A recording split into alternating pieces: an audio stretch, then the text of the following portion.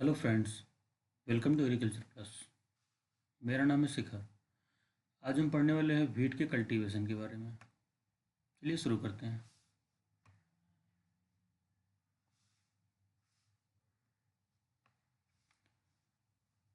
Wheat जो world की most important food crop है, और इसके साइंटिफिक नेम की बात करें तो ये है ट्रिटिकम एस्टिवम एल। इसकी फैमिली पोएसी है, या फिर दूसरा नाम इसका ग्रेमिनी। इसके ओरिजिन की बात करें तो ये है साउथ वेस्ट एशिया। याद करने का सिंपल तरीका है कि व्हीट का ओरिजिन साउथ वेस्ट एशिया है, और पैडी मतलब राइस का ओरिजिन साउथ ईस्ट एशिया। आप इस तरीके से याद कर सकते हैं दोनों को। नेक्स्ट लाइन की बात करते हैं हम। Highest area in world in cereal crop. Wheat का सबसे ज़्यादा एरिया है वर्ल्ड में सीरियल क्रॉप में। इसको हम किंग ऑफ सीरियल्स भी कहते हैं। ये बहुत क्वेश्चन पूछा जाता है, किंग ऑफ सीरियल्स क्या है, मतलब सीरियल्स का राजा कौन है। ये है व्हीट क्रॉप, क्योंकि बहुत ही वाइडली ग्रो होता है पूरे वर्ल्ड में, और ये फर्स्ट कल्टीवेटेड क्रॉप भी है वर्ल्ड की। मतलब जो सबसे पहले क्रॉप का कल्टीवेशन शुरू हुआ था उसमें व्हीट और barley.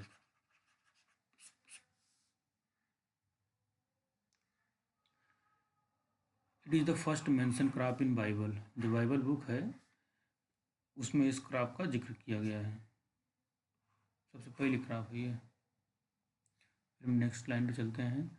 Second most important cereal crop of India after rice.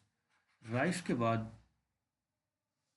Wheat India की सेकेंड मोस्ट इम्पॉर्टेंट है, क्योंकि राइस का एरिया भी इंडिया में बहुत ज़्यादा है, जो कि 43 मिलियन हेक्टेयर। वहीं व्हीट की बात करें तो ये लगभग 30 मिलियन हेक्टेयर एरिया है। हम नेक्स्ट स्लाइड पर चलते हैं। इसका यूज क्या क्या होता है। यूज्ड फॉर व्हीट का यूज होता है ब्रेड बनाने के लिए, केक बनाने के लिए, मतलब रोटी केक, या फिर बेकरीज में यूज होता है। And also manufacture of dextrose sugar और अल्कोहल बनाने के लिए यूज होता है। इसका सीड जो होता है बोटेनिकली उसे हम कहते हैं करप्सिस। क्वेश्चन पूछा जाता है ये। Seed of wheat is called caryopsis. फिर हम नेक्स्ट लाइन पे चलते हैं। Gene responsible for darkness. Darkness के लिए जीन रिस्पॉन्सिबल है वो है नॉरिन टेंजीन। क्योंकि व्हीट के प्लांट पहले बहुत बड़े बड़े होते थे, जिनका क्रॉस करके बनाया गया तो छोटे हुए, तो नॉरिन जीन की वजह से वो। ठीक है। और फर्स्ट इंट्रोड्यूस वैरायटी जो थी लर्मा रोजो 64A एंड सोनारा 64, काफ़ी फेमस वैरायटी है ये। 1963 में कमर्शियल कल्टीवेशन के लिए रिलीज हुई थी, ग्रीन रेवोल्यूशन के समय। 1966 में आपका 66-67 में आपका आ गया था ग्रीन रेवोल्यूशन।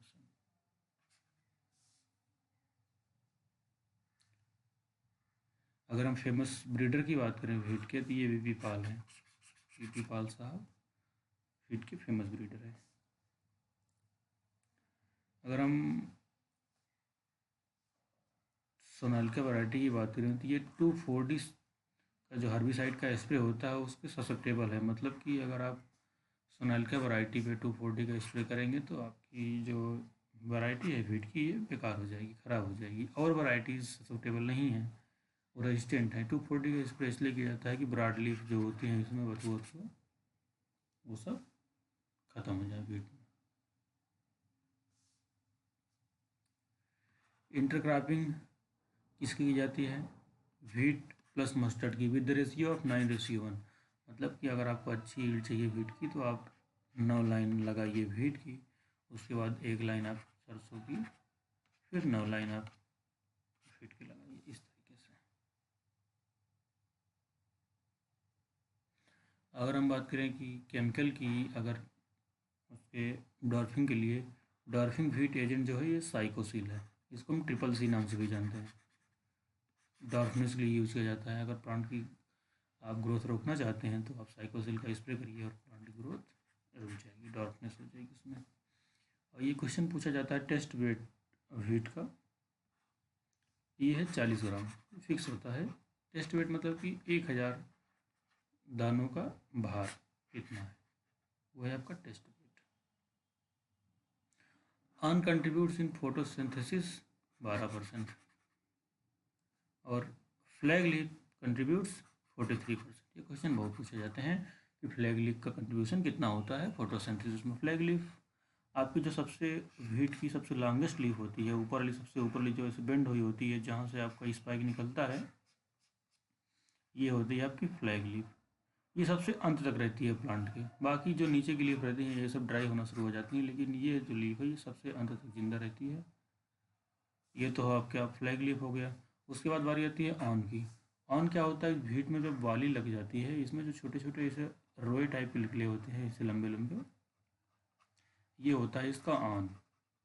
इससे भी फोटोसिंथेसिस का कंट्रीब्यूशन होता है 12%। ये मॉडिफाइड लीफ कह सकते हैं इसको एक तरीके से। फिर हम नेक्स्ट स्लाइड पे चलते हैं। अगर हम बात करें व्हीट के कंटेंट्स की, क्या क्या कंटेन करता है व्हीट, तो सबसे पहले आता है स्टार्च, जिसका दूसरा नाम कार्बोहाइड्रेट आप कह सकते हैं। कितना है ये, लगभग 60 से 70%। ये व्हीट और राइस में लगभग बराबर ही होता है, 60-70%। प्रोटीन की बात करें तो प्रोटीन 8 से 15% है। अगर एवरेज की बात करें तो आप 12% टिक कर सकते हैं। अगर सिंगल वैल्यू आती है व्हीट के प्रोटीन की तो आप 12% टिक करिए। अगर बात करें फैट की, फैट 1.5 से 2%, मतलब कि 1.5 से 2% फैट होता है। और व्हीट के प्रोटीन को हम ग्लूटीन कहते हैं। ग्लूटीन की प्रॉपर्टी होती है कि उसको बाइंड करने की, जैसे कि आप जब आटा गूंथते हैं, डो बनाते हैं, तो वो काफ़ी अच्छे से बाइंड हो जाता है, वो ग्लूटीन की वजह से होता है। हम नेक्स्ट स्लाइड पर चलते हैं। अगर हम बात करें क्लासिफिकेशन के व्हीट की, genus triticum can be divided into 3 groups. Triticum aestivum जो है आपका, इसको हम 3 ग्रुप में डिवाइड कर सकते हैं। पहला डिप्लॉइड, जिसमें 7 पेयर्स होते हैं क्रोमोसोम्स के, ठीक है। फिर टेट्राप्लॉइड, 14 पेयर्स होते हैं। फिर हेक्साप्लॉइड, 21 पेयर्स होते हैं। आप यहीं से जान जाइएगा इसको, 2 यानी इक्वल टू जो 42 लिखा होता है इसका क्रोमोसोम नंबर, यहीं से आता है। 21 पेयर होते हैं, टोटल 42 होते हैं। इसी तरीके से इसमें भी 14 दूना 28, इसी तरीके से डिप्लॉइड में 7 दूना 14 क्रोमोसोम होता है, ठीक है। अगर हम बात करें व्हीट के जर्मिनेशन परसेंटेज की, तो 85% व्हीट में जर्मिनेशन होता है। ये क्वेश्चन पूछा जाता है, बहुत अक्सर पूछ लिया जाता है कि व्हीट में जर्मिनेशन कितना होता है। ये 85% होता है। मतलब कि अगर आपने किसी फील्ड में 100 सीड डाला है, तो एटलीस्ट 85 सीड जर्मिनेट करेगा, तभी माना जाएगा कि आपका सीड सही है डिजायर्ड कल्टीवेशन के लिए। नेक्स्ट स्लाइड पे चलते हैं।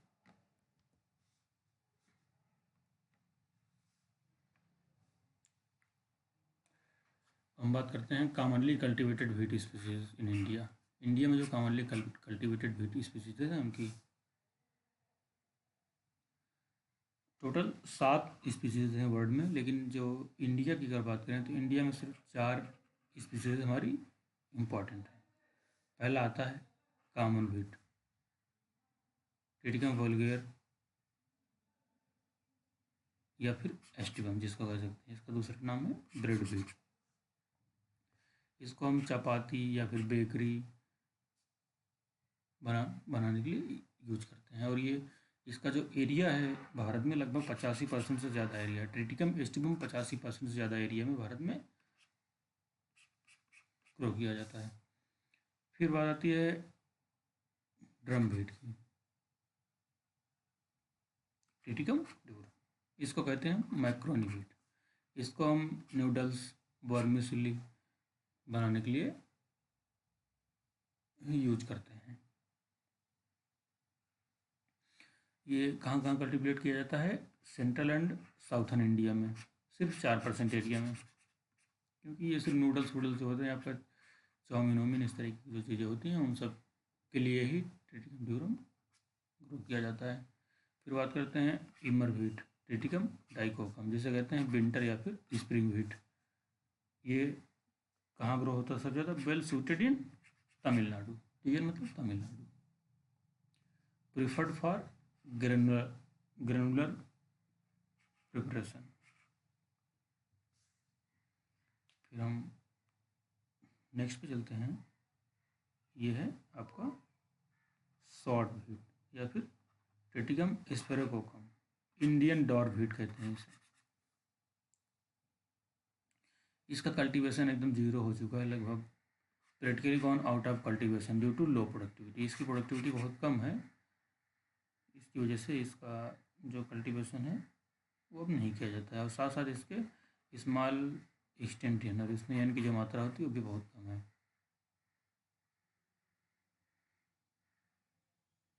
इंडिया और वेस्ट पाक में ग्रो किया जाता है थोड़ा बहुत, सिर्फ लोकल कंजप्शन के लिए। नेक्स्ट स्लाइड पे चलते हैं।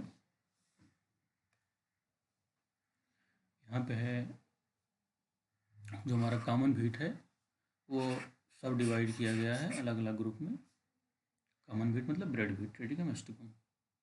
इसमें सबसे पहले आता है हार्ड रेड विंटर व्हीट, ये कमर्शियल क्लास का है। फिर आता है हार्ड रेड स्प्रिंग, ये कहाँ ग्रो होता है? वह विंटर इज टू सीवियर, जहाँ बहुत ज़्यादा ठंडी पड़ती है। इसमें हाई प्रोटीन होता है and excellent bread making characteristics, और इसकी जो चपाती बनती है काफ़ी अच्छी बनती है। नेक्स्ट आता है सॉफ्ट रेड विंटर, ये कहाँ होता है? Grown in humid conditions. Grains are soft, grain जो इसके सॉफ्ट होते हैं और low protein, protein content low होता है। Flour more suitable for making cakes and cookies, जो आपका केक और बिस्कुट होता है उसको बनाने के लिए soft red winter wheat use किया जाता है। ठीक है, फिर आता है वाइट व्हीट। वाइट व्हीट हम मेनली पेस्ट्री पर्पस के लिए यूज करते हैं, हमारी पेस्ट्री होती है उन सबको बनाने के लिए यूज किया जाता है। नेक्स्ट स्लाइड पे चलते हैं। नेक्स्ट स्लाइड में हम बात करेंगे इसके सॉइल और क्लाइमेट के बारे में। ये कहाँ कहाँ अच्छा ग्रो होता है? वेल सूटेड टू फर्टाइल, यहाँ पर न्यूट्रिएंट की अच्छी मात्रा होगी। Well drained silt and clay loam soils, कहाँ कहाँ ग्रो हो जाती है? वेल ड्रेन्ड मतलब कि पानी की निकासी अच्छी हो, सिल्टी सॉइल या फिर क्ले लोम सॉइल में अच्छी ग्रो होती है। अगर क्वेश्चन पूछ लिया जाता है तो आप क्ले लोम सॉइल अगर ऑप्शन है तो आप उसको टिक कर सकते हैं।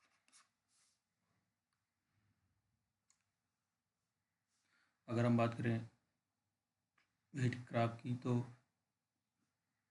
ये टेम्परेट और सब टेम्परेट क्रॉप है। टेम्परेट रीजन में भी ग्रो हो सकती है और सब टेम्परेट रीजन में भी ग्रो हो सकती है, मतलब कि जहाँ पे बहुत ठंडी पड़ रही है वहाँ पे, कम ठंडी पड़ रही है वहाँ पे। ट्रॉपिकल में थोड़ी दिक्कत आती है क्योंकि ये लो टेम्परेचर रिकॉर्ड होती है, इसकी विंटर क्रॉप होती है। ये लॉन्ग डे क्रॉप है। लॉन्ग डे क्रॉप मतलब कि इसकी जो डे लेंथ लाइट होती है ये 12 आवर से ज़्यादा होनी चाहिए, और इसका जस्ट अपोजिट जो नाइट है इसको 8 आवर, और ये C3 प्लांट है, मतलब कि हमारा वाटर का लॉस ज़्यादा करता है। Indian wheat is spring wheat sown in winter. Indian wheat को हम स्प्रिंग व्हीट भी कहते हैं, कभी पूछ लिया जाता है, जो कि विंटर में ग्रो होता है। Cool and moist climate during vegetative growth phase is best. Cool और मॉइस्ट क्लाइमेट चाहिए होता है जब उसमें वेजिटेटिव ग्रोथ होती रहती है। फिर हम नेक्स्ट स्लाइड की बात करते हैं। वार्म एंड ड्राई क्लाइमेट की रिक्वायरमेंट होती है ड्यूरिंग राइपनिंग। राइपनिंग के समय जब आपका वीट का सीड का फॉर्मेशन हो गया होता है और पक रहा होता है तो वार्म एंड ड्राई क्लाइमेट चाहिए होता है। अगर हम इसके जर्मिनेशन की बात करें तो it can germinate at temperature just above 4 degree Celsius. 4 degree Celsius temperature है, उससे ऊपर है तो इसका जर्मिनेशन आसानी से हो जाएगा। इससे नीचे अगर चला जाता है, लेस देन 4 होता है, तो जर्मिनेशन में प्रॉब्लम आएगी। नेक्स्ट स्लाइड पे चलते हैं। नेक्स्ट स्लाइड में देखते हैं हम, wheat crop in India is grown under 6 diverse agro climatic zones. ये क्वेश्चन इंपॉर्टेंट है, कितने जोन्स में ग्रो किया जाता है, तो टोटल 6 जोन्स हैं। इसके वाटर रिक्वायरमेंट भी इम्पॉर्टेंट है, ये 600 से 900 मिलीमीटर वाटर रिक्वायरमेंट होती है पूरी क्रॉप की ड्यूरेशन में। अगर हम इसके ईसी की बात करें तो मैक्सिमम 6 डेसीसाइमन्स पर मीटर। अब नेक्स्ट स्लाइड पर चलते हैं।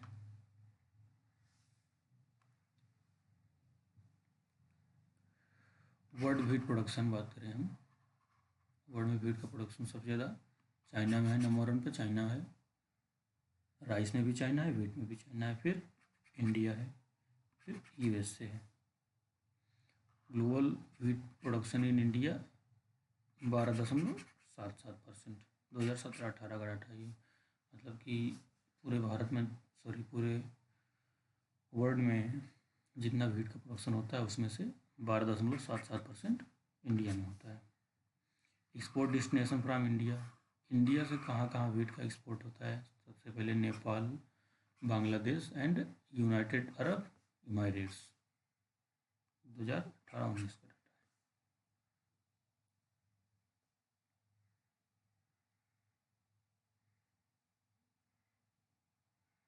हाईएस्ट प्रोड्यूसर ऑफ व्हीट की बात करें, सबसे पहले आएगा आपका उत्तर प्रदेश 31%, फिर पंजाब।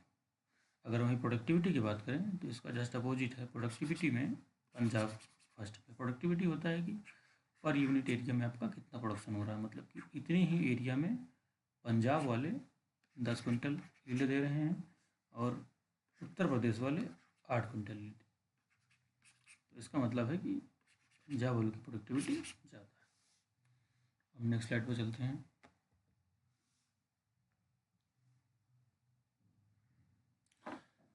रिसर्च इंस्टीट्यूट्स की बात करें जो जो इसमें एंगेज हैं, research institute engage in wheat, सबसे पहले आता है Indian institute of wheat and barley research. ये कहाँ है? करनाल, हरियाणा में, इंडिया। ठीक, फिर नेक्स्ट आता है DWR, directorate of wheat research, जो भी आपका करनाल, हरियाणा में। ठीक है, फिर आता है all India coordinated wheat improvement project, ये भी करनाल, हरियाणा में। इंडिया में जितने भी रिसर्च इंस्टीट्यूट्स हैं व्हीट से रिलेटेड, वो सब आपके करनाल, हरियाणा में। फिर बात आती है इंटरनेशनल सेंटर की, इंटरनेशनल मेज एंड व्हीट इम्प्रूवमेंट सेंटर, ये आपका है टेक्सको, मैक्सिको में, 1943 में इस्टेब्लिश हुआ। नेक्स्ट स्लाइड पर चलते हैं।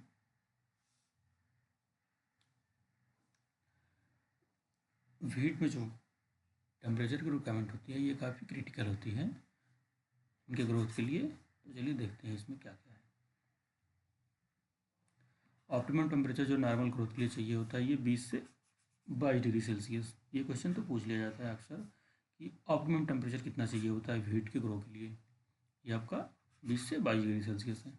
ठीक है, फिर ऑप्टिमम फॉर वेजिटेटिव ग्रोथ, ये है आपका 16 से 22 डिग्री सेल्सियस का टेम्परेचर रहेगा तो वेजिटेटिव ग्रोथ अच्छी होगी।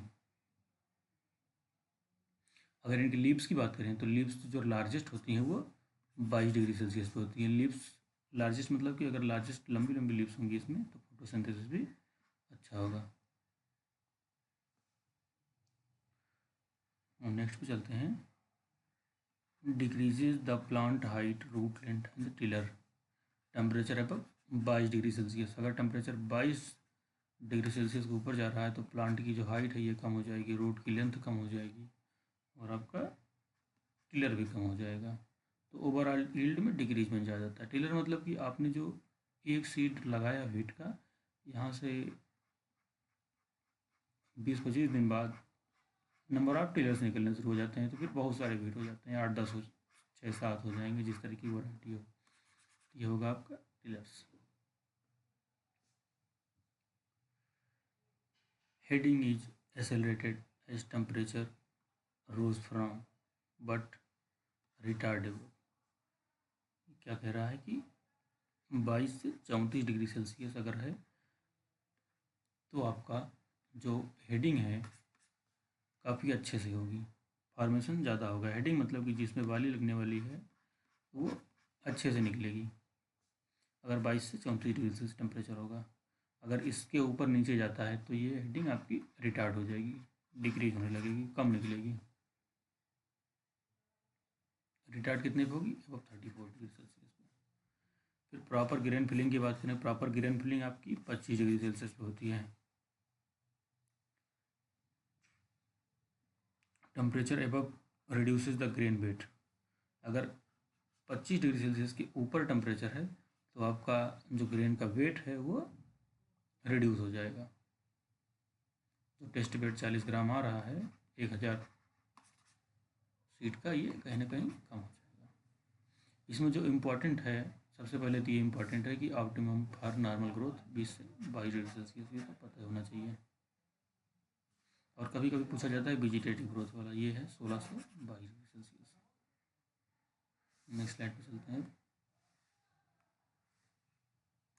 अब हम इसके ग्रोथ स्टेजेस की बात करें तो इसकी दो ग्रोथ स्टेजेस हैं। पहला वेजिटेटिव है, दूसरी रिप्रोडक्टिव है। वेजिटेटिव में इसके प्लांट बढ़ेगा और रिप्रोडक्टिव में इसमें फ्लावरिंग फ्रूटिंग ये सब होती है। तो सबसे पहले देख लेते हैं जर्मिनेशन। जर्मिनेशन इसका 5 से 7 डे आफ्टर सोइंग हो जाती है, अगर मॉइस्चर सही है तो, नहीं तो 2-3 दिन डिले भी हो जाती है।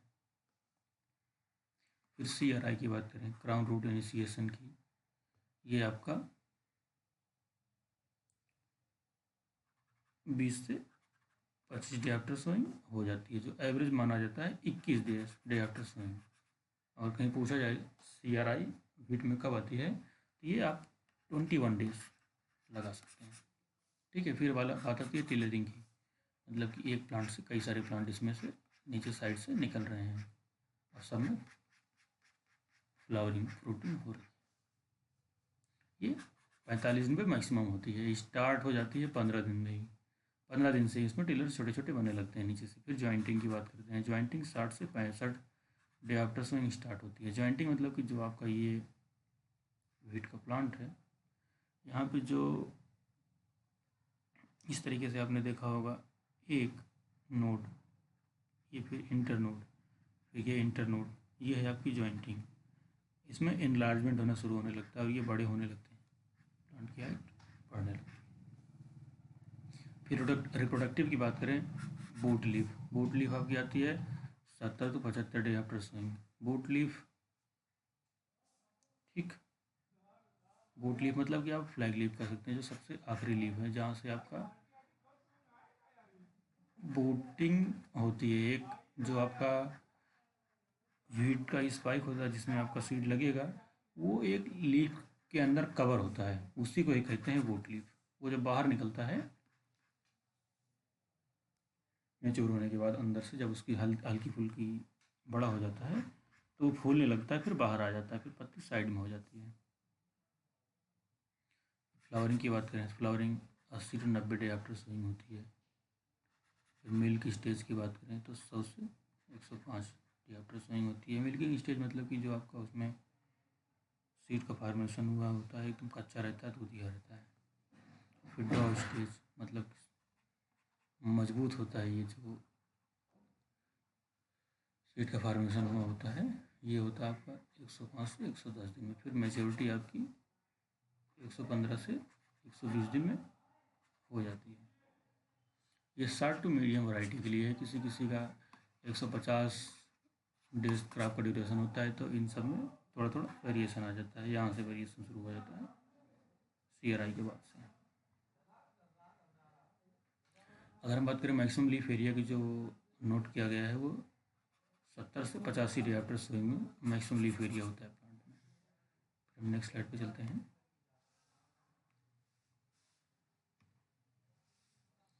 नेक्स्ट स्लाइड में इसके सीड रेट की बात करते हैं। तो जो नॉर्मल रिकमेंडेशन है वो 100 से 125 kg पर हेक्टेयर है, ठीक है। अंडर लेट सोन में क्या करते हैं कि जो हमारा नॉर्मल सीड रेट है 100 से 125, इसी को ही हम 25% बढ़ा देते हैं। मतलब कि अगर आप हम 100 का यूज कर रहे हैं नॉर्मल में तो 125 यूज करेंगे आप लेट में। फिर हम बात करें ब्रॉडकास्टिंग की, तो ब्रॉडकास्टिंग में थोड़ा और सीड बढ़ा देते हैं, 150 kg पर हेक्टेयर कर देते हैं, क्योंकि इसमें बहुत सारी सीड का लॉस होता है, बहुत सारी सीड चिड़िया खा जाती हैं, ऊपर जो सॉइल के ऊपर रहता है वो जर्मिनेशन नहीं होता है। फिर हम बात करते हैं डिबलिंग की। डिबलिंग में हमारा 25 से 30 kg सीड रेट चाहिए होता है पर हेक्टेयर। डिबलिंग में हमारा डिबलर होता है या फिर किसी भी इंस्ट्रूमेंट से हम छोटे छोटे होल बना के उसमें सीड डाल देते हैं। फिर आता है furrow irrigated raised bed system. कभी कभी पूछ लिया जाता है या FRIVS सिस्टम में सीड रेट कितना होता है, ये 75 kg पर हेक्टेयर होता है। इसमें क्या होता है, फरोज में गेहूँ को लगाया जाता है, रेस जो उसकी बनाई जाती है उस पर फरो बन गई, फरो यहाँ बनी, ये हो गई आपकी चैनल नाली। अब इस पर आप इसमें सीड लगा रहे हैं। नेक्स्ट स्लाइड पे चलते हैं। नेक्स्ट स्लाइड में हम देखते हैं इसमें स्पेसिंग। अगर हम इरिगेटेड कंडीशन की बात करें फीट में, तो इसमें जो बेस्ट स्पेसिंग होती है ये 22.5 सेंटीमीटर रो टू रो होती है, और प्लांट टू प्लांट की बात करें 8 से 18 सेंटीमीटर हो सकती है। फिर हम बात करें रेनफेड कंडीशन की। रेनफेड में 25 से 30 सेंटीमीटर रो टू रो रखते हैं और 5 से 6 सेंटीमीटर प्लांट टू प्लांट रखते हैं। फिर डिलेड सोइंग में बात करें, इसमें थोड़ी क्लोजर स्पेसिंग रखी जाती है 15 से 18 सेंटीमीटर। डिलेड सोइंग में क्लोजर स्पेसिंग इसलिए रखी जाती है क्योंकि इसको फेवरेबल कंडीशन हो सकता है कम मिले और यील्ड कम आए, जिसकी वजह से इसमें नंबर ऑफ प्लांट्स बढ़ा दिया जाता है कि जो प्लांट अगर ख़त्म ही हो जाते हैं तो बचे हुए प्लांट से इसकी रिकवरी हो जाती है। अब नेक्स्ट आता है line, depth of sowing depends on length of coleoptile. जो वीट की सोइंग की डेप्थ है वो वीट का जो कोलियोपेटाइल होता है उस पर डिपेंड करती है। आपका वीट का सीड है, यहाँ से जो कोलियोपेटाइल निकलता है फर्स्ट, इसे कहते हैं कोलियोपेटाइल। इस पर डिपेंड करता है कि कितना नीचे तक उसको किया जा सकता है। जनरल डेप्थ जो होती है वो 4 से 6 सेंटीमीटर की होती है। टाल वैराइटीज़ के लिए 8 से 9 सेंटीमीटर होती है। टाल वैराइटीज़ के लिए डेप्थ इतनी ज़्यादा इसलिए होती है क्योंकि वो ज़्यादा नीचे रहेंगे तो मजबूती से खड़े रहेंगे, अगर प्लांट लंबा हो रहा है तो उसका भार संभाल सकेंगे, ये होता है। नेक्स्ट स्लाइड पे चलते हैं। अगर हम कुछ इम्पोर्टेंट वैराइटीज़ की बात करें तो सिंगल जीन डॉर वैरायटी है सोनालिका, ये लेट सोन वैरायटी है आपकी। रोहिणी है, सुजाता है, लरमा रोचा 64A। फिर डबल जीन डर वैरायटी की बात करें, कल्याण सोना काफ़ी फेमस वैरायटी है। जनक सोनारा 64 है। HD 2009 जिसका दूसरा नाम अर्जुन भी है, और संगम। फिर ट्रिपल जीन डर वैरायटी की बात करें तो हीरा मोती। फिर both timely and late sown irrigated condition में कोई वैरायटी ग्रो हो सकती है तो वह है लोकवन या फिर स्वाति। म्यूटेंट वैरायटी की बात करें, सरबती, सोनारा, पूसा एंड लरमा। टाल वैरायटी की बात करें C306 फॉर रेनफेड एग्रीकल्चर। कभी कभी लगेगा आपको ये जो C306 है ये शुगर केन की वैरायटी है, तो एग्जाम में कभी भी पूछ लिया जाता है टाल वैरायटी कौन सी है वीट की, उसमें ऑप्शन दे दिया जाता है 306, C306। तो ये जो C306 है आपकी वीट की वैरायटी है। हम लोग शुगर केन इसलिए समझ लेते हैं जी क्योंकि ये जितनी भी शुगर केन की वैरायटी है वो C से शुरू है, इसी मतलब कोयम्बटूर से जरूर ली हुई है, TC 306 हमारा वीट की वैरायटी है। साल्ट अफेक्टेड वैरायटीज़ की बात करें, साल्ट अफेक्टेड सॉइल हैं वहाँ पे कौन कौन वैरायटी हो सकती हैं? राज 1972, राज 307 और लोक 1। देख रहे होंगे लोक 1 जो है आपका साल्ट अफेक्टेड में ग्रो हो रहा है, टाइमली और लेट सोन इरिगेटेड कंडीशन में भी ग्रो हो रहा है। फिर हम नेक्स्ट स्लाइड पे चलते हैं। नेक्स्ट स्लाइड पे इसका हम देख लेते हैं फर्टिलाइज़र के बारे में। नाइट्रोजन की बात करें तो critical leaf N concentration is 2.5%। जो वीट के लीफ में ईएन का कंटेंट होना चाहिए, क्रिटिकल वैल्यू जो बता रहा है ये 2.5%। अगर इससे कम है तो उसमें डिफिशियंसी हो रही है नाइट्रोजन की। और हम रिकमेंडेशन की बात करें, इरिगेटेड कंडीशन में हम लगभग 120 से 150 kg पर हेक्टेयर नाइट्रोजन देते हैं। फिर रेनफेड कंडीशन की बात करें 40 से 60 kg देते हैं। For calcareous and strongly alkaline soils ammonium sulphate is better than urea. अगर हमारा कैलकारियस सॉइल है या फिर बहुत ज़्यादा अल्कलाइन सॉइल है, वहाँ पे हम अमोनियम सल्फेट दें बजाय यूरिया की, क्योंकि अमोनिया से हमारा नाइट्रोजन का सप्लाई हो जा रहा है। यूरिया जो है वहाँ पे लीच करने की संभावना बहुत ज़्यादा रहेगी। फिर हम फास्फोरस की बात करते हैं, ये 60 kg P2O5 दिया जाएगा एट प्लांटिंग के समय। अगर हम एसिड सॉइल की बात करें, use of rock phosphate, acid soil जो है उसमें हम रॉक फॉस्फेट दे सकते हैं विथ पायराइड्स में भी यूजफुल।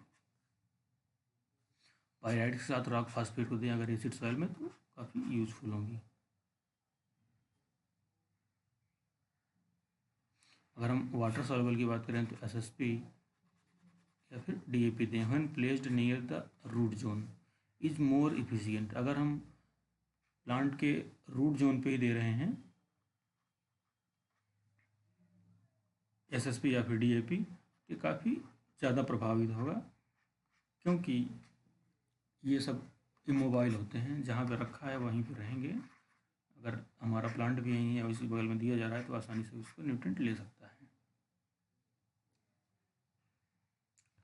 जो फास्फोरस का एप्लीकेशन होता है इसका पूरा एप्लीकेशन बेसल दिया जाता है, जबकि नाइट्रोजन की टॉप ड्रेसिंग कर सकते हैं 50-50% में या फिर 50-25-25 में।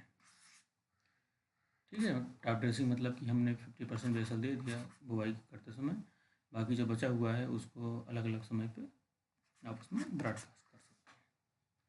नेक्स्ट स्लाइड पर चलते हैं। फिर हम पोटेशियम की बात करते हैं।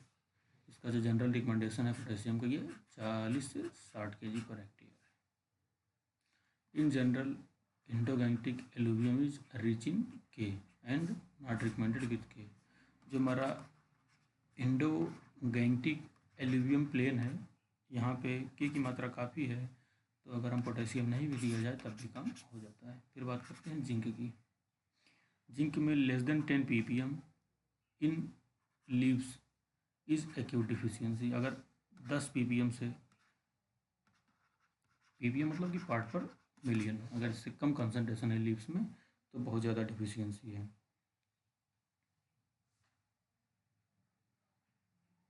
फिर हम नेक्स्ट स्लाइड में अगर देखें higher P reduce zinc uptake, तो अगर हम फास्फोरस का एप्लीकेशन बहुत ज़्यादा कर रहे हैं तो जो जिंक का अपटेक है ये डिक्रीज हो जाएगा, रिड्यूस हो जाएगा।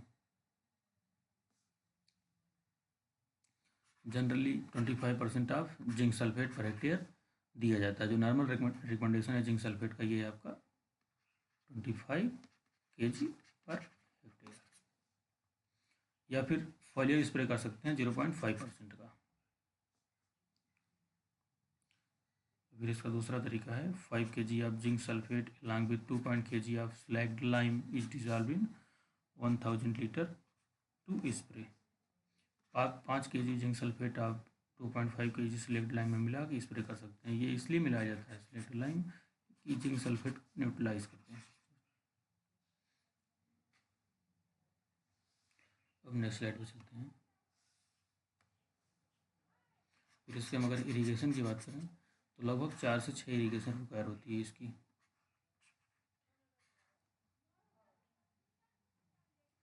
और 40 से 50% depletion of available soil moisture हो जाता है तो हम उसमें इरिगेशन देते हैं। और इसका जो दूसरा अप्रोच है IW/CP रेशियो अप्रोच है, ये 0.7 टू 0.9। IW मतलब irrigation water, CP cumulative pan evaporation. Irrigation water cumulative pan evaporation ratio जो है आपका ये 0.7 के आसपास है, तो आप पानी देख सकते हैं। जो क्रिटिकल हैं कंडीशंस इरिगेशन के लिए, पहला है CRI 20 से 25 दिन में, फिर फ्लावरिंग, ज्वाइंटिंग, फिर ये 3 आपकी क्रिटिकल कंडीशंस हैं इरिगेशन की। अगर आप इन कंडीशंस में वीट में पानी नहीं दे रहे हैं तो यील्ड डिक्रीज होने के चांस बहुत ज़्यादा रहते हैं। अगर सिर्फ 2 ही इरिगेशन है, ये क्वेश्चन JRF में भी बहुत बार पूछा जा चुका है, सिर्फ 2 ही इरिगेशन है तो आप पानी कहाँ कहाँ देंगे? फर्स्ट CRI पे, दूसरा का लेट जॉइंटिंग पे। ये काफ़ी इंपॉर्टेंट क्वेश्चन है। अगर 2 ही इरिगेशन है आपके पास, वहाँ पानी की सप्लाई नहीं है सही से, आप 2 ही पानी दे सकते हैं, तो पहला आप CRI पे दीजिए, दूसरा लेट जॉइंटिंग पे दीजिए। जो इरिगेशन की टोटल स्टेजेस हैं देख लेते हैं। पहले CRI है, फिर लेट टिलरिंग है, लेट जॉइंटिंग है, फ्लावरिंग है, मिल्किंग और draw stage.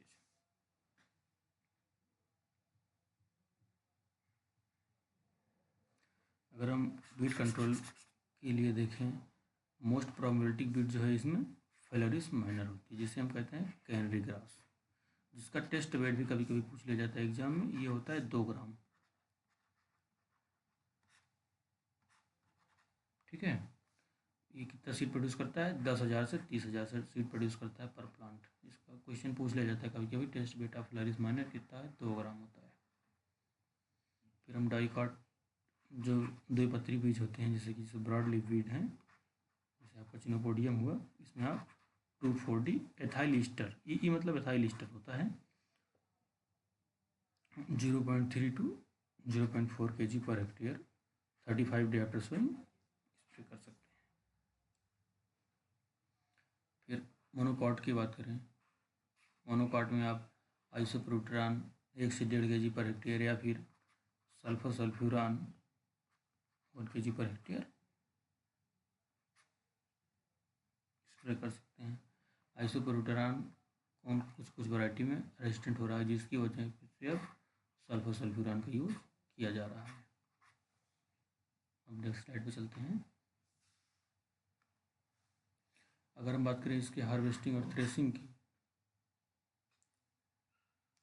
Yellow and dry straws visual indicator, मतलब कि येलो और ड्राई स्ट्रा हो गया हो फील्ड में, आप अगर देखने जा रहे हैं तो इसका विजुअल इंडिकेटर है कि हार्वेस्टिंग लायक हो गया है field. Suitable stage in is grain moisture 20 से 25%। 20 से 25% मॉइस्चर पे आप इसको हार्वेस्ट कर सकते हैं। और जो सेफ स्टोरेज के लिए है, ये है आपका 12 से 14% मॉइस्चर इसके सीड के भंडारण के लिए। फिर हार्वेस्ट इंडेक्स बात करें टाल वीट के लिए, तो ये है आपका 25 से 30%। हार्वेस्ट इंडेक्स अगर बात करें सेमी डॉर्फ वीट के लिए, ये है आपका 40 से 45%। फिर ग्रेन स्टार रेशियो की बात करें तो 1:1.25, मतलब 1 किलो आपका ग्रेन निकल रहा है तो 1.25 किलो उसमें से एक्स्ट्रा निकलेगा। सेलिंग परसेंटेज 60% होता है, ये भी क्वेश्चन पूछ लिया जाता है। वीट में सेलिंग परसेंटेज कितना होता है? 60% होता है। और मलिंग परसेंटेज कितना होती है? ये 70 to 75% होती है। फिर हम बात करें पर्लिंग इंडेक्स की। पर्लिंग इंडेक्स पूछ लिया जाता है, पर्लिंग इंडेक्स कहाँ यूज किया जाता है? ये फिर ये इसका आंसर ये वीट में यूज किया जाता है। किस लिए यूज किया जाता है? Determines hardness of grain. ये जो आपका सीड है उसकी हार्डनेस चेक करता है पर्लिंग इंडेक्स।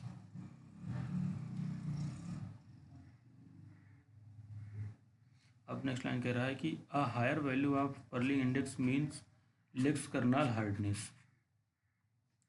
अगर पर्लिंग इंडेक्स की वैल्यू ज़्यादा आ रही है तो जो आपका कर्नल है उसमें हार्डनेस कम है।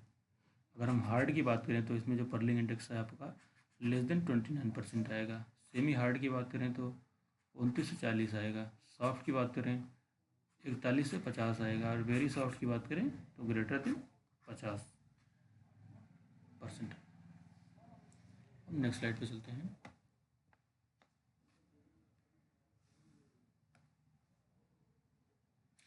अब यहाँ देखते हैं हम FIRB system, furrow irrigated raised bed system. इसमें क्या करते हैं कि wheat is sown on raised bed of alternate furrows. जो आपकी बेड बनाई गई होती हैं उस पर ग्रो किया जाता है और अल्टरनेट बेड्स पे ग्रो किया जाता है। एक बेड छोड़ दिया जाता है फिर नेक्स्ट बेड पे ग्रो किया जाता है। Beds are 60 to 100 centimetre wide and 2 to 3 रोज।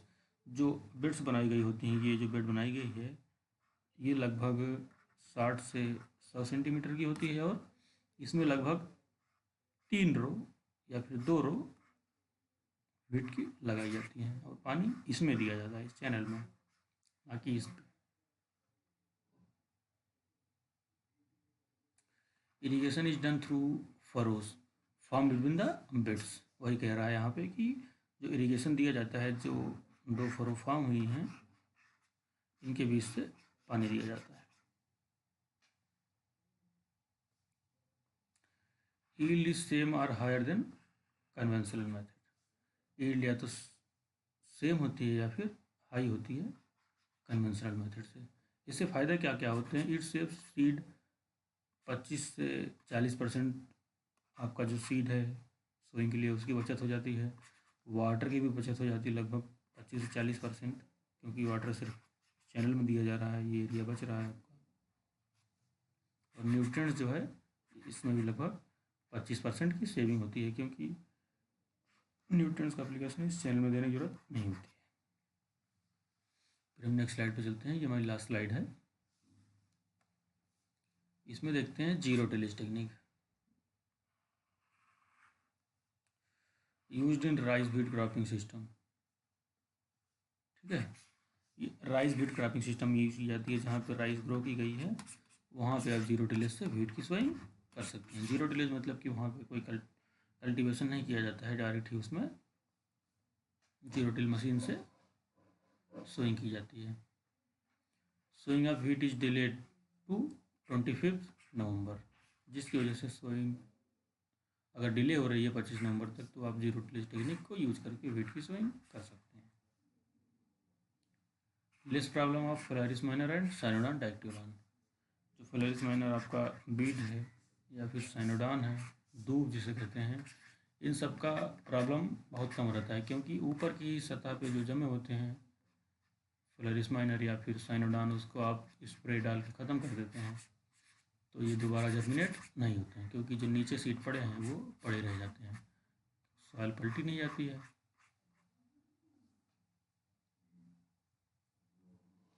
इसमें क्या होता है कि यूज्ड हायर सीड रेट 20 से 25% ऑफ जो सीड है ज़्यादा यूज किया जाता है नॉर्मल से, क्योंकि इसमें जर्मिनेशन परसेंटेज लो होता है। जीरो टिलेज में जर्मिनेशन परसेंटेज लो होता है, जिसकी वजह से 20 से 25% ज़्यादा सीड यूज किया जाता है। तो हमारा व्हीट का लेक्चर ख़त्म होता है।